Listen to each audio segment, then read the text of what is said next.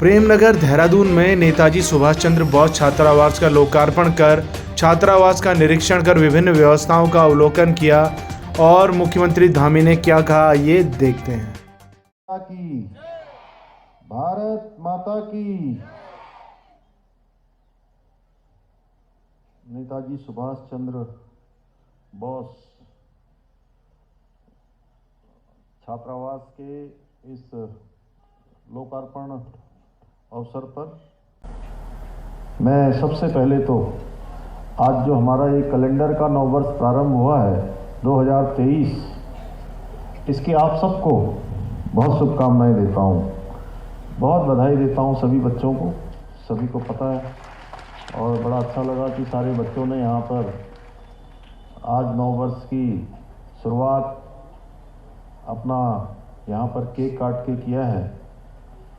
और मैं भगवान से प्रार्थना करता हूँ, बाबा केदार से प्रार्थना करता हूँ कि यह वर्ष आप सभी के जीवन में उन्नति, प्रकाश, सुख, शांति और जीवन के हर क्षेत्र में, जिस क्षेत्र में भी आप लोग जाएं, उसके शिखर को छूने का काम करें। आज ये कितने संयोग की बात है कि जहां आज से नया वर्ष प्रारंभ हो रहा है और उसी दिन आज यहाँ पर एक नए भारत का यह नया उत्तराखंड अपने विद्यार्थियों को एक नया छात्रावास भी प्रदान कर रहा है। दोनों आज संयोग है। भाइयों बहनों, आज देश के अंदर माननीय प्रधानमंत्री मोदी जी के नेतृत्व में अभूतपूर्व विकास हो रहा है। आज हमारा देश नए संकल्पों को पूरा करने के लिए लगातार आगे बढ़ रहा है, अग्रसर है। हम सभी लोग जानते हैं कि हमारे देश के प्रधानमंत्री मोदी जी का हमारे प्रदेश के साथ, उत्तराखंड के साथ विशेष लगाव है। और जहां उत्तराखंड राज्य के साथ उनका विशेष लगाव है, वहीं जिन बच्चों के मैं कार्यक्रम में आया हूं आज, मैं उन प्यारे प्यारे बच्चों से भी कहना चाहता हूं कि हमारे देश के यशस्वी प्रधानमंत्री मोदी जी का लगाव प्यारे बच्चों से भी बहुत है। आप लोगों ने देखा होगा, जब भी कोई परीक्षाएं होने वाली होती हैं, हाई स्कूल की, इंटर की, उन सभी बच्चों से वो स्वयं संवाद भी करते हैं, स्वयं मिलते हैं, बड़े कार्यक्रम करते हैं। उसका परिणाम है कि हमारे बच्चे आज हर क्षेत्र में आगे बढ़ रहे हैं। हर क्षेत्र में जहां हमारा प्रदेश आगे बढ़ रहा है, नित नए कीर्तिमानों को छू रहा है, वहीं हमारे बच्चे भी आज भारत के प्रत्येक बच्चे के अंदर, प्रत्येक बेटे के अंदर, बेटियों के अंदर, हर भारतवासी के अंदर एक विश्वास जगाने का काम, एक उनके अंदर सोच पैदा करने का काम अगर किसी ने किया है तो हमारे देश के प्रधानमंत्री नरेंद्र मोदी जी ने किया है। उनके कारण से आज दुनिया का कोई भी फील्ड हो, दुनिया का कोई भी क्षेत्र हो, हर क्षेत्र में हर भारतवासी के मन में यह भाव जागृत हुआ है कि वह दुनिया में किसी भी फील्ड में दुनिया का नेतृत्व कर सकता है, दुनिया के हर क्षेत्र में आगे जा सकता है। चाहे वो आज साइंस टेक्नोलॉजी का क्षेत्र हो, चाहे वो आज डिजिटल प्लेटफॉर्म हो, चाहे वो आज वो खेल के मैदान हो। खेल के मैदानों पर भी हम लोगों ने देखा होगा कि हर खेल के मैदान पर आज कोई खेल हो, हर खेल में भारत का तिरंगा हर मैदान पर फहर रहा है। इतना ही नहीं, जहां भारत के खिलाड़ी, भारत के लोग अच्छा प्रदर्शन कर रहे हैं, वहीं उत्तराखंड के लोग भी, उत्तराखंड के हमारे नौजवान खिलाड़ी भी विभिन्न विभिन्न क्षेत्रों में अपनी पताका फहरा रहे हैं। भाइयों बहनों, हमारी सरकार उत्तराखंड के सर्वांगीण विकास को सुनिश्चित करने के लिए और 2025 तक हम लोगों ने संकल्प लिया है कि आने वाले समय में विकल्प रहित संकल्प के साथ हम आगे बढ़ते हुए राज्य को आगे ले जाने का काम करेंगे। हिंदुस्तान के श्रेष्ठ राज्यों में हमारा राज्य शामिल हो, उसके लिए लगातार हम लोग प्रयास कर रहे हैं। प्यारे बच्चों, आप सभी आने वाले समय में केवल उत्तराखंड का ही नहीं बल्कि इस देश का भी भविष्य हैं। आप कर्णधार हैं, आप भविष्य हैं। मेरा मानना है कि आप ही हमारी वो मजबूत नींव हैं जिस पर नए भारत की तकदीर टिकी हुई है। और माननीय प्रधानमंत्री मोदी जी ने जहां अभी उनके नेतृत्व में हमने आज़ादी के 75 साल पूरे किए हैं, वहीं आने वाले 25 साल, जो आने वाले 25 साल हैं जब हम अपनी आज़ादी के 100 बरस पूरे कर रहे होंगे, यानी कि 25 साल का जो कालखंड है यह अमृत काल है। और इस अमृत काल में जहां हमारे जो इस समय के वर्तमान के नीति निर्धारक हैं, काम करने वाले हैं, उनका तो एक अहम रोल होने वाला है, उनकी अहम भूमिका होने वाली है।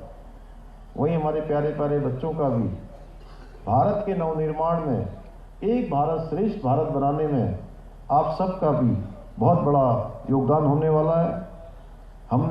हमारी सरकार आप सभी विद्यार्थियों को उज्जवल भविष्य प्रदान करने के लिए पूरी तरह से संकल्पबद्ध है, प्रतिबद्ध है। और मेरा मानना है कि शिक्षा ही एकमात्र हथियार है जिसके द्वारा कोई भी राष्ट्र, कोई भी देश समृद्धशाली और शक्तिशाली बन सकता है। और इस प्रदेश का मुख्य सेवक होने के नाते मेरी कोशिश है कि हमारे सभी बच्चों को अच्छी शिक्षा प्राप्त हो, शिक्षा का अधिकार प्रदान हो, कमज़ोर वर्ग के बच्चे संसाधनों के अभाव के कारण स्कूली शिक्षा से वंचित न रहें। यह भी हमारा प्रयास है इस क्रम में, जहां कुल मिलाकर 11 छात्रावास इस वर्तमान में चल रहे हैं और निकट भविष्य में हम ऐसे और भी छात्रावास बनाने के लिए प्रयासरत हैं। और आज मैं इस मंच से यह घोषणा करता हूं कि राजकीय विद्यालयों में एवं आवासीय छात्रावासों में पढ़ने वाले समस्त बालिकाओं के व्यक्तिगत स्वास्थ्य एवं स्वच्छता को बढ़ावा देने हेतु प्रत्येक विद्यालय में छात्रावास स्तर पर सैनिटरी पैड की उपलब्धता निरंतरता में बनी रहे, इस हेतु 50,000 रुपये की दर से कार्पस फंड कायक निधि का गठन किया जाएगा। और दूसरा, नेताजी सुभाष चंद्र बोस आवासीय छात्रावास बनियावाला, देहरादून एवं गदरपुर, उधम सिंह नगर का उच्चीकरण किया जाएगा तथा कक्षा 9वीं से लेकर 12वीं तक की छात्राओं को निःशुल्क आवासीय सुविधा के माध्यम से संपूर्ण जो विद्यालयी शिक्षा है वो प्रदान की जाएगी। तथा चंपावत में नए नेताजी सुभाष चंद्र बोस आवासीय छात्रावास का निर्माण भी किया जाएगा। आज हो रहे इस आवासीय छात्रावास का लोकार्पण हमारी सरकार के इसी संकल्प का परिचायक है। यह हमारे लिए हर्ष का विषय है कि इन छात्रावासों के माध्यम से बालक बालिकाओं को दोनों को जहां निःशुल्क आवास, गणवेश, शिक्षण सामग्री आदि उपलब्ध कराई जा रही है। और मैं जब आज इसके लोकार्पण के पश्चात छात्रावास की भोजनालय को देखने गया, भोजनालय के बाद मैंने कक्षों को जहाँ देखा तो मुझे भी अपने छात्रावास के समय के जो दिन थे, जिन दिनों मैं भी अध्ययन करता था, उन दिनों की भी मुझे याद आ गई। और मैं जानता हूँ कि छात्रावास एक समय ऐसा हो जाता है प्यारे बच्चों, जब कुछ समय आप लोग छात्रावास में रहेंगे और जब आपकी पढ़ाई पूरी हो जाएगी, कितने तक देंगे बंसी करती इनको छात्रावास?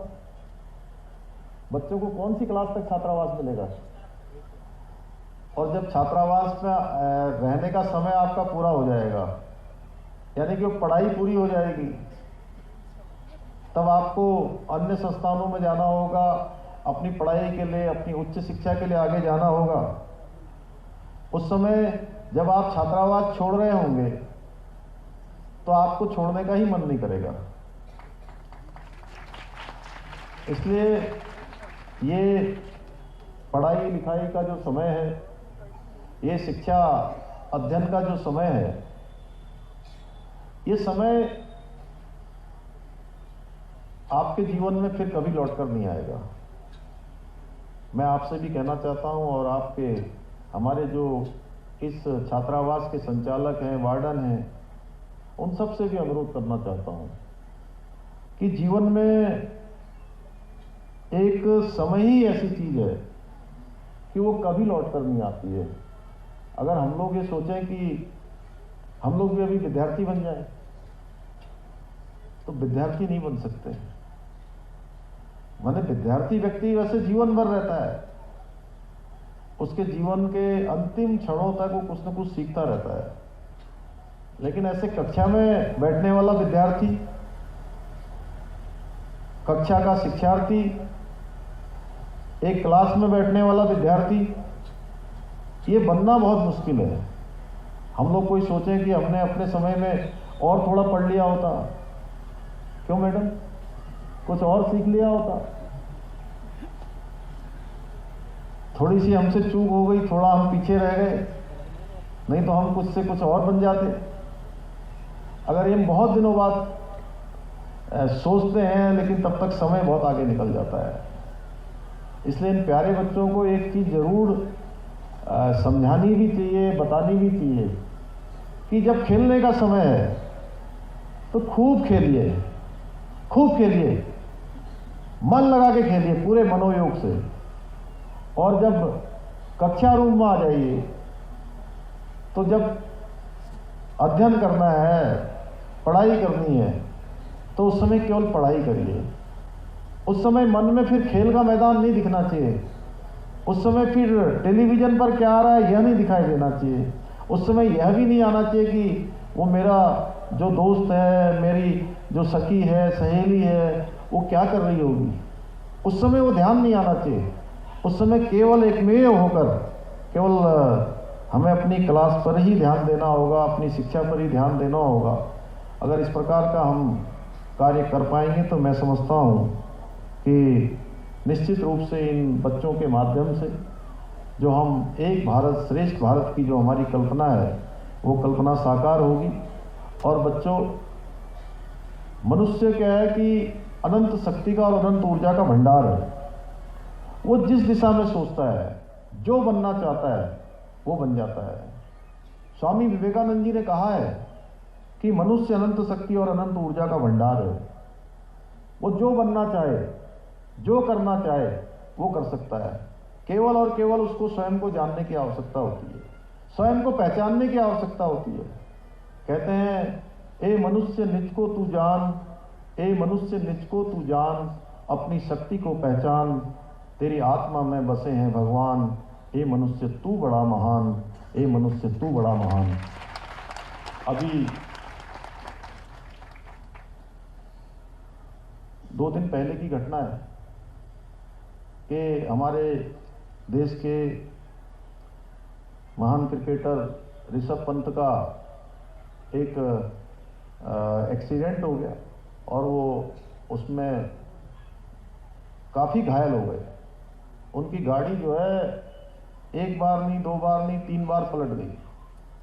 हरियाणा परिवहन निगम की जो बस थी, वो बस वहाँ से गुजर रही थी, उसके सामने ही जो है उनकी कार 3-4 बार पलटी खाकर गिरी और वो काफ़ी चोटिल हो गए, खून से लथपथ हो गए।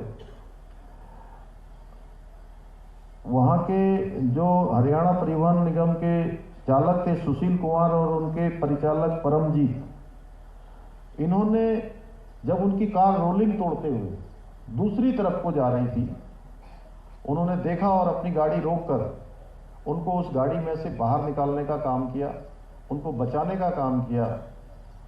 हमने तय किया है कि बच्चों, जो लोग दूसरों की भलाई करते हैं, दूसरों की मदद करते हैं, निस्वार्थ काम करते हैं, अपनी जान जोखिम में डालकर भी दूसरों की जान बचाने का काम करते हैं, वो निश्चित रूप से अपने आप में महान हो जाते हैं।